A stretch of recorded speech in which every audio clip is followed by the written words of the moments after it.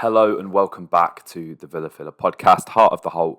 Riding solo today, Dan is at a Super Bowl party. It's probably just as well, really, because I'm quite frustrated at that result, that performance. First half performance, Manchester City 3, Aston Villa 1.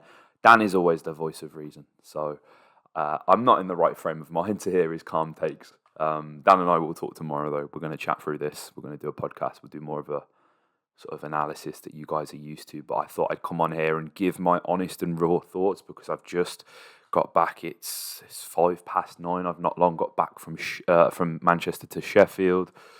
Long, arduous drive over the peaks, and I've had plenty of time to sit on that and reflect and just bask in my pure frustration at what that first 45 minutes was.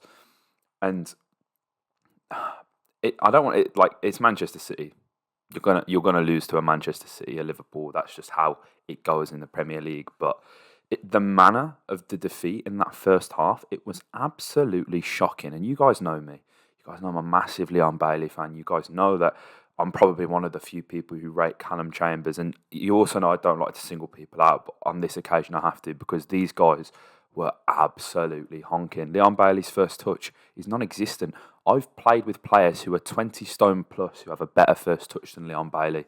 I couldn't quite believe it. There were a few instances in the first half where I think it may have been Buendia or maybe Dean. It was certainly somebody on that left-hand side had managed to intercept the play and retain possession, and the ball goes to Leon Bailey, and it's bouncing about 10 yards off his foot when he's trying to control it. There was an instance, I think it was with him and Diaz. There's probably about 5 yards between him and Diaz, and his first touch, it just went straight into Diaz's feet. Now, had Leon have been able to have played the pass first time or took a better touch and then found the space that was to his left, he would have found an oncoming Ollie Watkins because Kyle Walker was in no man's land after the turnover of possession. And it just feels like it's simple errors that are constantly undoing Aston Villa. And I do feel like there were some players out there today who, for whatever reason, have let the manager down.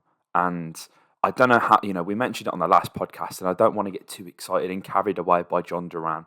New shiny toy, something that we want to see. We want to play with that. But as Dan mentioned in the last podcast, why are we persisting with Leon Bailey up front when we're constantly getting these sort of the same outcome? The definition of insanity is doing the same thing over and over again and expecting something different to happen.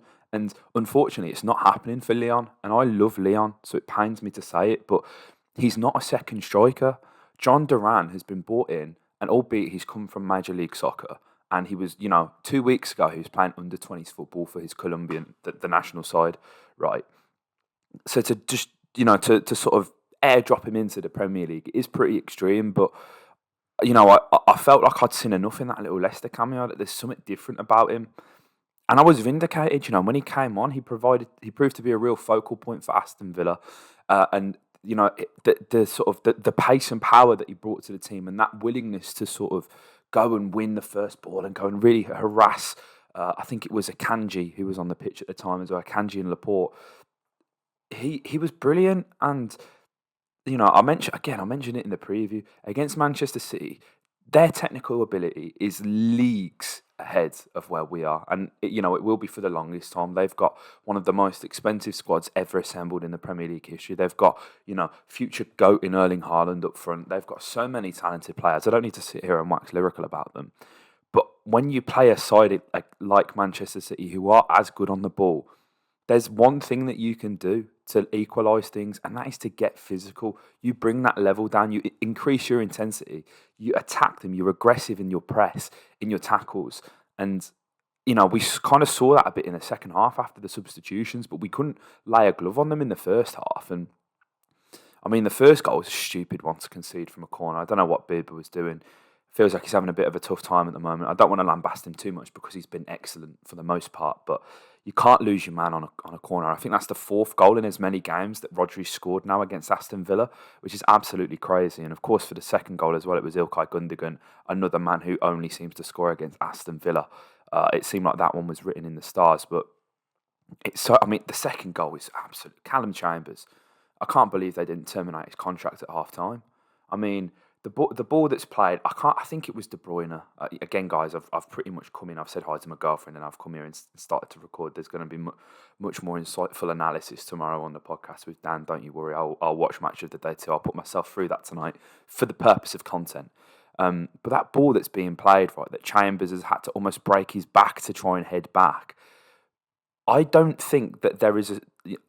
It's simply not possible that Emi Martinez did not shout keepers in that situation. I don't know why Chambers put himself in that position, and obviously with an on-running Erling Haaland, he does what he does. He put us under pressure, managed to pick out the ball for Ilkay Gundogan, and we've given them that goal, and it's frustrating. And Jack Grealish, my word, don't get me started on Jack Grealish.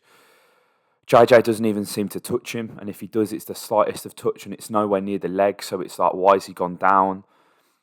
And it's the fact that after the game, he had the cheek to come over and clap us.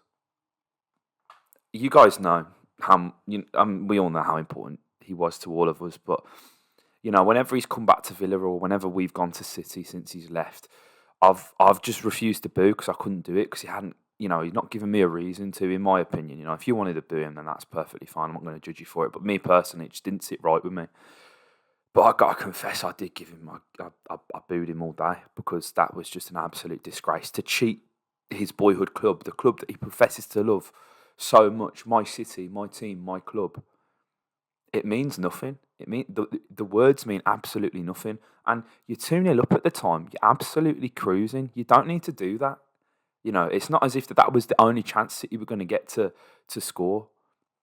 And he goes and does that. He's burning more bridges every time. And I'm sure he'll maybe have done an interview afterwards and he'll be like, oh, I love the Villa. Mate, after what you've just done, I'm sorry, but I can't be having that. I absolutely can't be having that. It's frustrating. That I feel like the substitutes came too late. And I understand why he didn't make the changes. Emery didn't make the changes at half-time because... he's told them what he wanted them to do at halftime. He's given them a game plan. He's given them time to execute right. And I totally understand that. But there were so many passengers. There were so many passengers in this game. And it took the changes to be made for us to actually sort of really wake up. And maybe it was, that coincided with Manchester City feeling like they're cruising because they're 3-0 up. But, John Jada Duran comes on and instantly has an impact. And he sets up that Ollie Watkins goal. And I have to give him credit as well, Ollie. That's the third consecutive game now he's scored in. Absolutely phenomenal stuff from Ollie. If there is one shining light from Aston Villa at the moment, after 2 defeats on the bounce, it is absolutely Ollie Watkins. I have to give him the credit that he deserves. The really composed finish to sit Edison down as he did and to score. It was a great goal. And it's a shame it meant nothing. Other than, he's getting his tally up and all that kind of stuff. It's a shame it meant nothing because... there were John Duran had the opportunity on the half turn where he rifles the crossbar from about 35 yards out, absolutely mental. There was another opportunity, Alex Moreno.